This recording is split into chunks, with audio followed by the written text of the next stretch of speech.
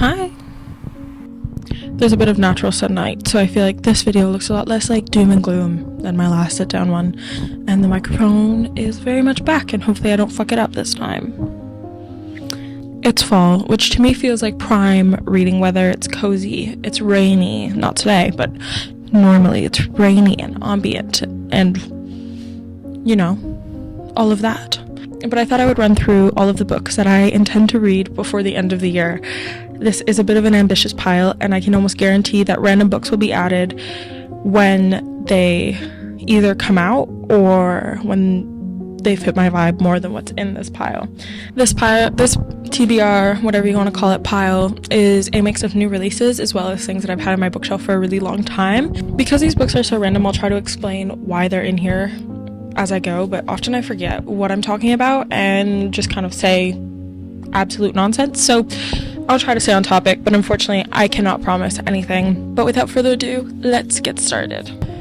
At the top of my TBR, granted I planned this video like ages ago, so it's a little bit outdated, but at the top of my TBR was Sally Rooney's Intermezzo. I actually finished this already. I think I finished it on Saturday. I have yet to rate it on my Goodreads or my Storygraph just because I'm not sure yet. I think it's going to be like a 4.5 or a 5, but I'm still digesting. If you're wondering why the cover is blank, it's because I'm an idiot, and you can see one of my vlogs. I'll link it up here.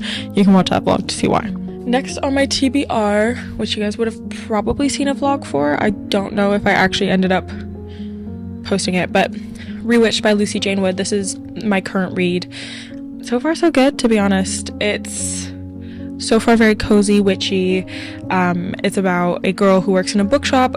She's about to turn 30. She's a witch. Things go awry at some point, I guess, is kind of how most books go. I'm reading it on my e-reader. I'm not far into it, and I'm not very far into it, but so far it's really good. Lucy is a great YouTuber, and she's everything that I aspire to be in the future. So yeah, I'm excited to read that one. Next, I have Best Hex Ever by Nadia El Fassi. I saw her speak at the same event that I saw Lucy Jane Wood speak at, and she was promoting, I just hit myself in the head with that. She was promoting her book as well, and it does sound like a very cozy it is a cozy autumnal read as well, and it's a cute little romance, so I'm really excited about that. I feel like a lot of times I can get really hard on myself about reading romances, but I feel like this is like the prime weather for it. Like a good autumnal romance is always fun, and I've only ever read like one witchy kind of book before, and that was The Ex-Hex, and it was really, really good. So I'm really excited this seems to have like very similar vibes, or sounds to have very similar vibes. I think it was like one of the inspirations for this book. So I'm really, really excited about this one. Now we're getting into some roguer choices, perhaps. Let's just start. I feel like this book has been on my TBR since I started reading again, so like the last 2 years. I already started it. I feel like I've done a pretty decent chunk of it considering, and I just never finished it, but I want to read The Picture of Dorian Gray by Oscar Wilde. This is like supposed to be like the easiest classic to read, and I just haven't gotten through it yet, which is really sad because it's supposed to be really good, and I've like avoided so many like plays and stuff like that because of their references to it, and I think it's just time. I think if I'm going to call myself a reader girly, I'm really going to go on this like booktuber, bookstagrammer journey. I need to just read this and stop being a fraud. Next is Night Bitch by Rachel Yoder. This is debuting as a film at LFF in a couple of weeks, and I didn't get tickets to it, but I'm glad because I think that's my punishment for not having read this sooner. I've had this on my bookshelf for 2 years. It is untouched, unscathed, and I feel like it's gonna have like spooky, like eerie vibes, and I kind of really like that for the colder months, which is kind of silly, but I do think that this is a really good one to add. You're probably thinking, based on like the last video you made, you're not gonna get through this before the end of November, which would be my record, but no, we just don't talk about it. We're not going to address the fact that this is an overly ambitious setup that I've got here. Anyways, I started reading this book last fall. It must have been. How far did I get into it? I got 53 pages into this book last fall, and I really liked it. I don't know why I stopped, but it's Mother Thing by Ainsley Hogarth. It was really good. I don't know why I put it down. It must have been one of those things where, like, because it was like a physical book, I got tired of carrying it around. But, like, I do remember everything that happened, so I feel like I can just pick up where I left off. This is a really good pre-Halloween one, so maybe I'm going on holiday next week, so maybe I'll bring this with me. Next is another classic. This one has been one that's been on my bookshelf for a long time and has been recommended to me quite a few times. I'm nervous to read it just because of how maybe eerie it is to read now, but that's The Bell Jar by Sylvia Plath. I do want to start reading a little bit more classic literature. I have quite a bit of it in my bookshelf, and I think it's kind of pathetic that I own so many books and I haven't read them. And one of my goals for 2025 is to really make a dent in my physical TBR, my bookshelf, whatever you want to call that. And this has been on the list for 2 years, and it's time. I feel like, again, this is another really good, like, autumnal read. These are all books that I, in theory, either want to read before the end of October or the end of November, because December feels like Christmas romance time. So we are really ambitious, and I think it's just a matter of respecting who I am and not being disappointed when I inevitably can't get through all of these. This is on a very high priority for me because I just think I do think I would really like it as much as I think that it would disturb me and hurt my feelings.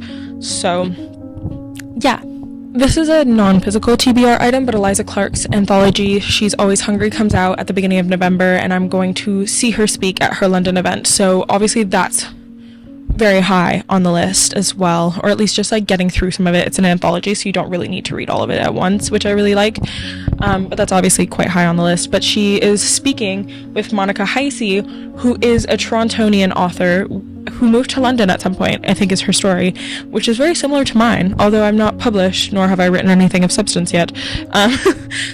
But it's really good, actually. I've read a pretty decent chunk of this. I was 132 pages in. This was one of those books where I really, really liked it. I was really enjoying it. But because it's so big, I got this when the hardbacks were out. It's a paperback, but I got this when the hardbacks were out. And at the airport, they exclusively sell paperbacks. So it's the size of a hardback. It's massive. And I think I got bored of carrying this around. So that's there, since she's the one who's interviewing and chatting with Eliza Clark. I think it's just the right time to read it. It's my sign to read it. Because it's been on my bookshelf again, and I've been like, oh, I should get back to that, and I haven't. Finally, on the physical side of things, The Goldfinch by Donna Tartt. I read The Secret History a few years ago, and I loved it. It is still one of my favorite books. I started reading this, and I really liked it as well. But as you can see, there was a bit of an accident, so I might need to replace my copy, because honestly, some of these pages I'm afraid that some of them are perhaps a little rotten. But this was in my bag, and a full water bottle spilled on it, and I tried to get back as much of it as I could, but I don't know if you guys can see that, but it's like yellowing, and I don't know if that's like rot. It's been separated from all my other books just in case. I might just try to find a decent used copy of it, because this has like inflated the size of it massively, and this was already a really big book, so I am on the lookout for a used copy just so that I can get back into it. I feel like this will be like a Christmas time read. As far as my non-physical TBR goes, there's only one book, and I can't even remember the title of it, that I pre-ordered, so it doesn't really count. Anything that's on my Kobo feels like it doesn't count because I can't actually see the progress that I'm making. I just usually like buy books hardback and then buy them for my Kobo as well, or if I read it on my Kobo and I really, really like it, I go and buy a used copy of it. There is one, and it's completely slipping my mind, so we're just gonna have to pretend it doesn't exist. So if you count all of that together, including Eliza Clark's anthology, that's 1, 2, 3, 4, 5, 6, 7, 8, 9, 10 books before the end of the year. I don't know who I think I am. Actually, it's 9 books, because I'm already done Intermezzo. I cheated. So 9 books before the end of the year. I'm sure it's going to be one of those things too where somebody is like, oh, you need to read this, and I'm going to be like, oh my god, so true, and then I'm going to add it and get disappointed. But hey, it is what it is. Thank you for listening to my TBR. I think I did this more so that I could hold myself accountable and like stay on track. I probably won't, but it's worth a shot either way. If you guys enjoyed this video, give it a thumbs up, obviously, and subscribe, because I'm literate, you're illiterate. You can read the subscribe button and come back next week for more.